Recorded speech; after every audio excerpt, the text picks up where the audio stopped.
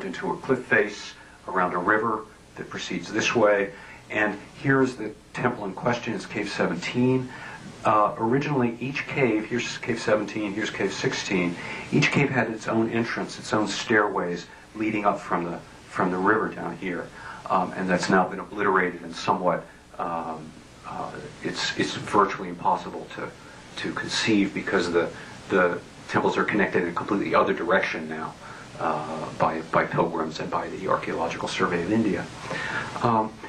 That painting, just to take a quick look, where is the painting located in relation to the rest of the temple? Here's the cliff face. So you go in here. Inside the cliff face is carved out a very large, about 100 feet by 100 foot main hall, or vihara. And then there's an inner shrine at the back containing a Buddha statue. Where's the painting of the Wheel of Rebirth in all this? It's right at the entrance. It's right where the Buddha instructed it to be in the Vinaya account. It's right here on the porch. So it's one of the first things you see before you enter the temple proper, because you enter the temple proper through this door here. So it's on the porch, it's on the exterior of the temple, and this is what it looks like. Not much of it left. But there's enough left to pretty clearly identify, and here I follow the arguments of a Japanese art historian who actually spent a lot of time identifying this fragment right here. He's measured these very carefully. Here too there are 8 segments in this wheel, but it's not a Dharma chakra. We believe it's a samsara chakra. Because, so the question is, how do you arrange 5 or 6 paths in 8 segments? Well, you have to go back and read the text closely and deal with it creatively as an artist. You put the gods at the top, which he has done, and then here and here, the 2 segments on the left and the 2 segments on the right, each of these is one of the 4 continents in Buddhist cosmology surrounding Mount Sumeru. And on the 4 continents, human life is possible. So the argument is, here's the realm of the gods at the top. Here's humans. The asuras, the demigods, are not here. They're just 5 paths of rebirth. And then here are the lower 3 paths of rebirth. Here, hell beings at the very bottom, hungry ghosts to their right, and animals to their left. Moving forward in time and moving up onto the Silk Road, let me show you this very small meditation cave. And this is quite unusual in its layout, and it's quite unusual that there is a painting of the Wheel of Rebirth in this tiny kind of cave. Where we're talking about is up here on the Silk Road. So if you came out of India and headed east, you would come here to the ancient kingdom of the ancient town of Kumtura, Kumutula in Chinese. It's in Xinjiang province, right here. It's very near the ancient town of Kucha, so it's where Kumarajiva, for instance, was from. So it's an important center, oasis center on the Silk Road. This is what it looks like. As you can see, it dates from the late 9th century. It's a very small cave. It's about 5 by 5 by 5 feet. So it's not quite big enough to stand up in. It's pretty clearly either meant to be either a memorial cave or a meditation cave. And this is the main subject. This is not the Wheel of Rebirth. This is on the main rear wall. If you're sitting in the cave, this is probably what you're going to look like. The little doorway is behind you. And this is a picture of a meditating monk. His head, again, it's decayed a lot, but the outlines are there. His head, his shoulders, his arms gathered together, and his legs. That gives us some hint, perhaps, about what was done in the cave. And on the side wall is where we find paintings of the Wheel of Rebirth. I took this picture about 12 years ago.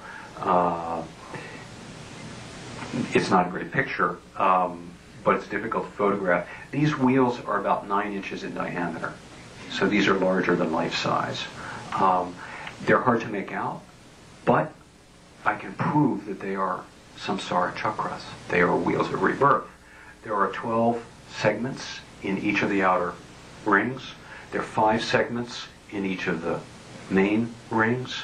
And there are animals, 3 animals in the center. I can make out 1 snake and 1 monkey.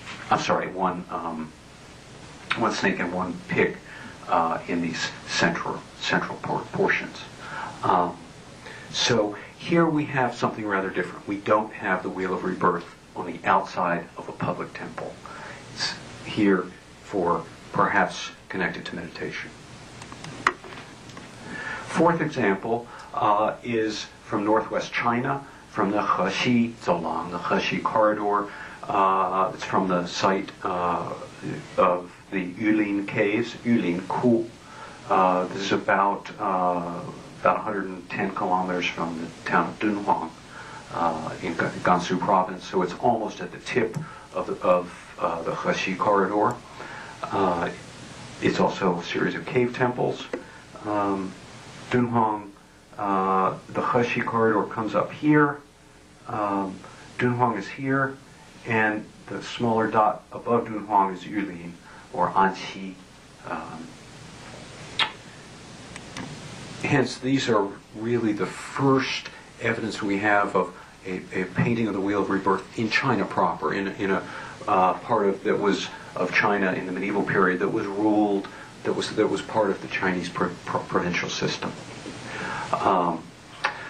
Here too, here's the cliff face, and here's the inside, deepest part. Where's the Wheel of Rebirth? It's very near the entrance. It's near the outside of this complex. And here is that painting, dating from the 10th century. The center may be a little different. It's hard to tell. It has a figure, looks like a woman, and she appears to be facing that way, to her right, to our right. So she appears to be perhaps regarding something with honor that stands in the center of the wheel. Perhaps there's a Buddha figure originally in the center of this painting. Then we have the 5 or 6 paths of rebirth in the next ring. Then, and here, half the wheel survives, and it has 9 segments. So this is half of the 18 links in the chain of causation. Then we have something I'll show you a detail of, which is really interesting because it's the first time it shows up in the history of these representations. And the outer ring I've not figured out. There are either 22 or 24 segments in a whole wheel. There are either 11 or 12 here, and I don't know what they are in the outermost ring. Demon up here, of course. This is that second to the last wheel. What do we have here? There's a barrel through which a being is passing, moving in this direction. So the being used to be a goat or a deer in its previous life. It's passing through the barrel of transmigration, and it's emerging on the other side as a human being in its next life. So far as I know, this is the earliest we see this particular style, this particular way of representing transmigration. Moving on, because I do want to finish the survey and I do want to get to a few conclusions for you.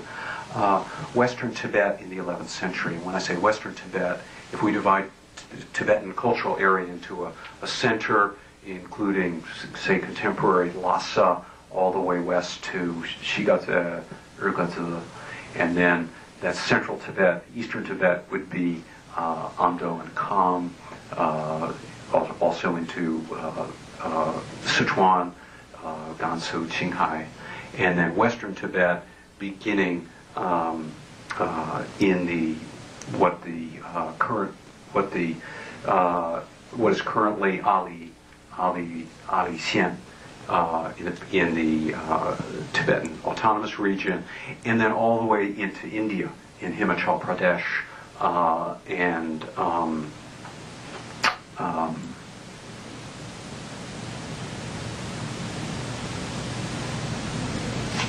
the province in which Leh and Ladakh are located, the name of which escapes me at the moment. What we're looking at is a town on the western part of Tibet, very prominent as a center in the 11th century, part of the Guge and Purang kingdoms that were very active